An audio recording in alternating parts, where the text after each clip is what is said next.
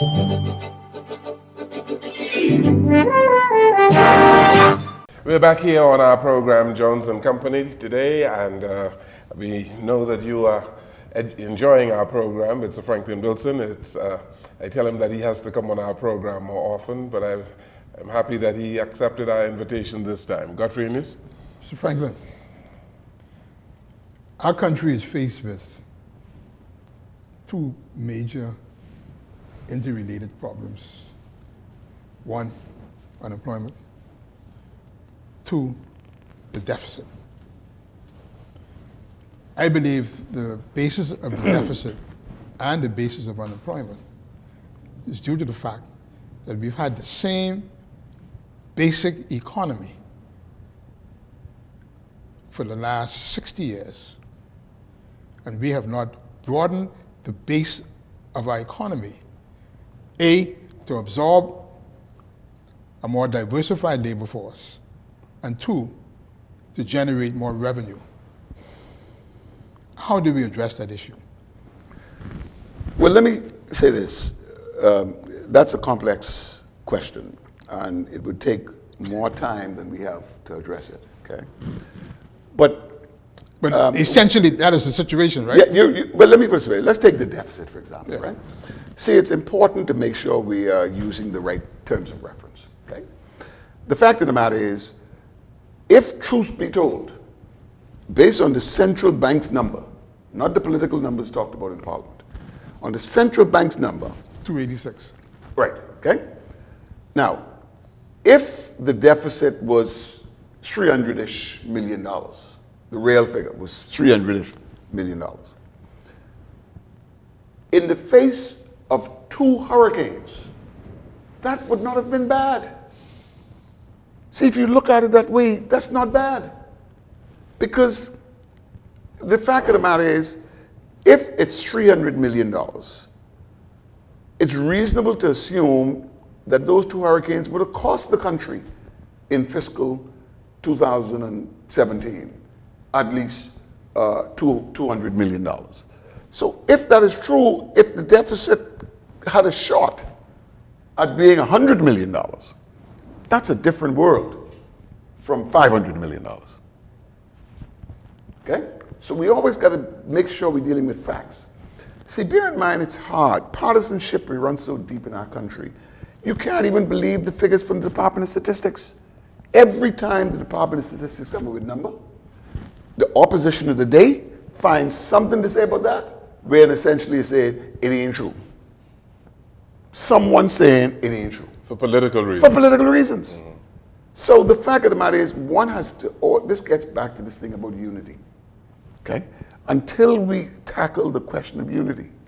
Okay?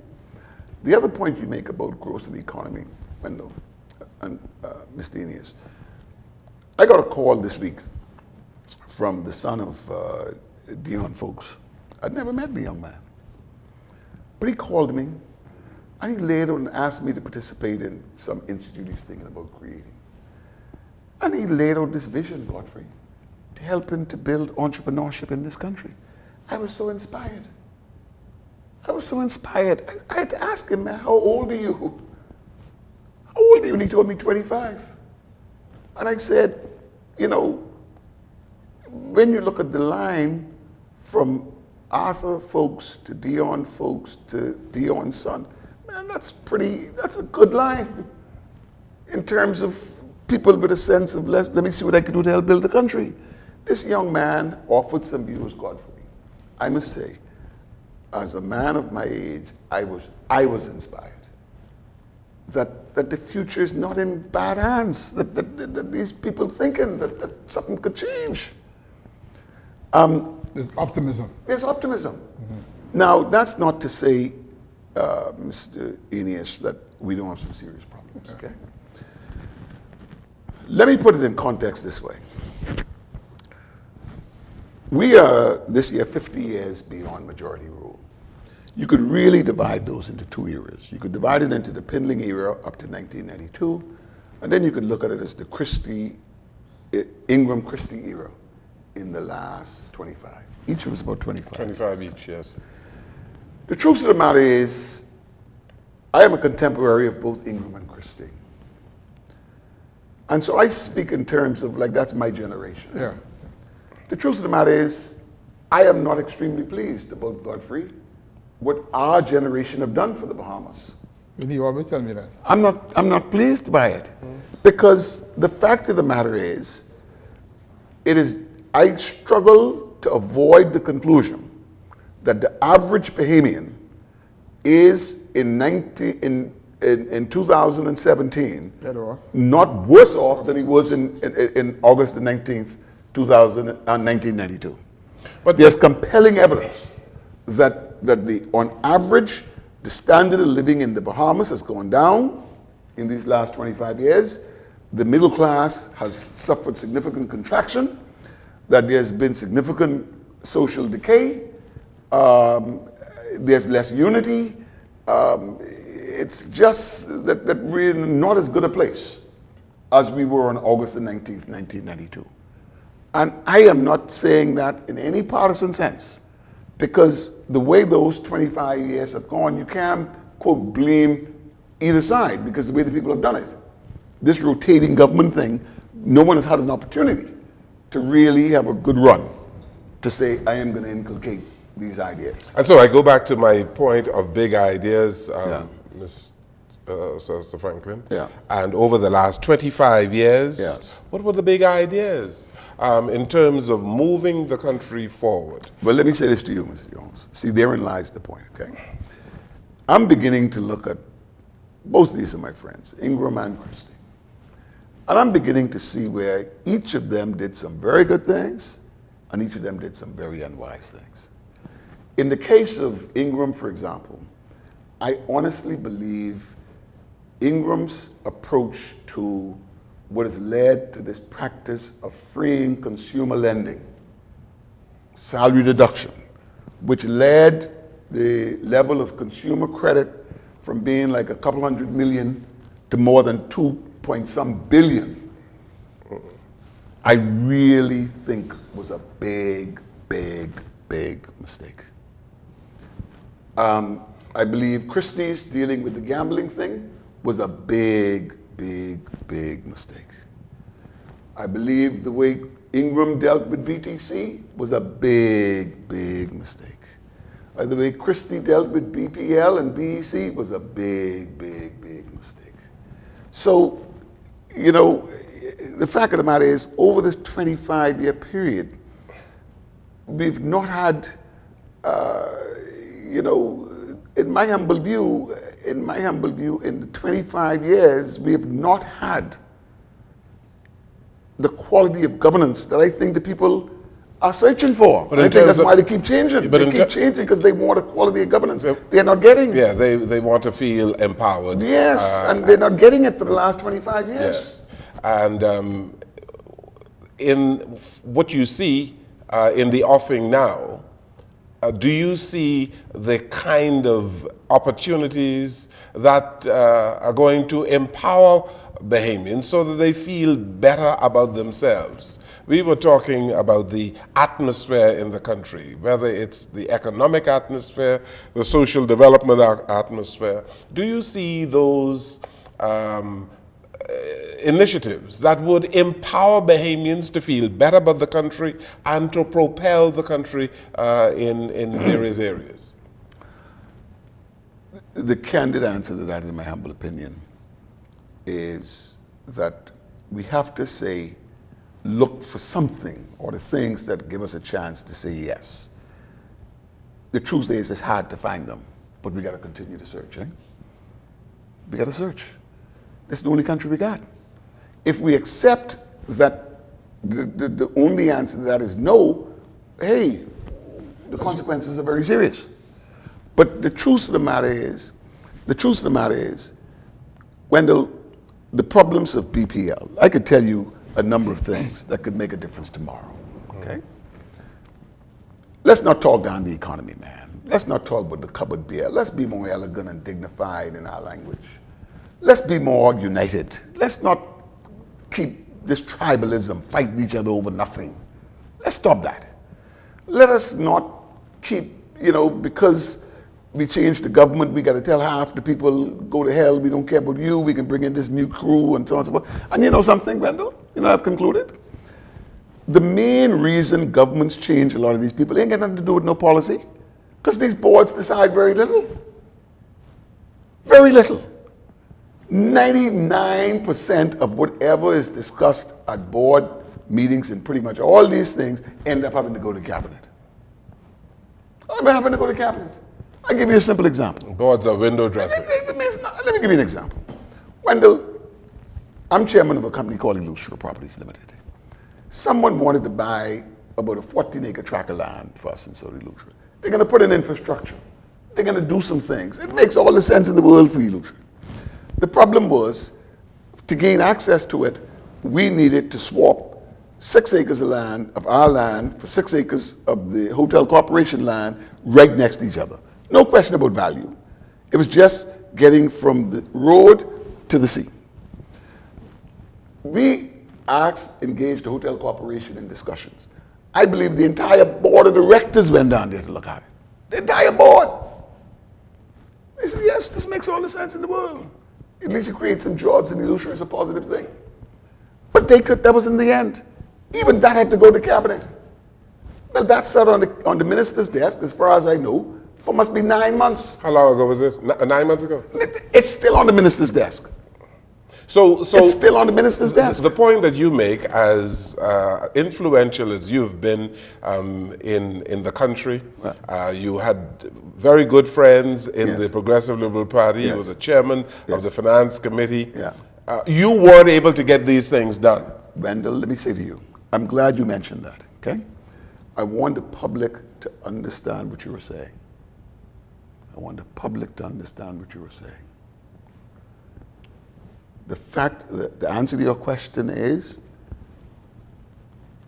my relationship with the PLP government gave me, as far as I'm concerned, Nothing. I'm not being ungrateful about nothing. All I tell you was, this transaction, which was clearly in the interest of Illusory, I could not get approved. I could not get approved. Therein was a part of the problem with the Progressive Liberal Party. But that's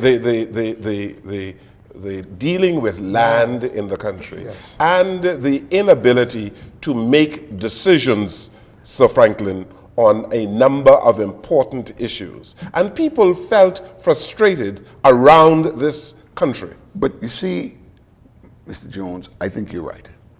But I believe in pretty much any cabinet you put together, without regard to party, there's a high probability, if you have 20 people sitting around the cabinet table, one of them at least is going to have some very, very strong views about land. Very, very strong views about land and parting with land. And so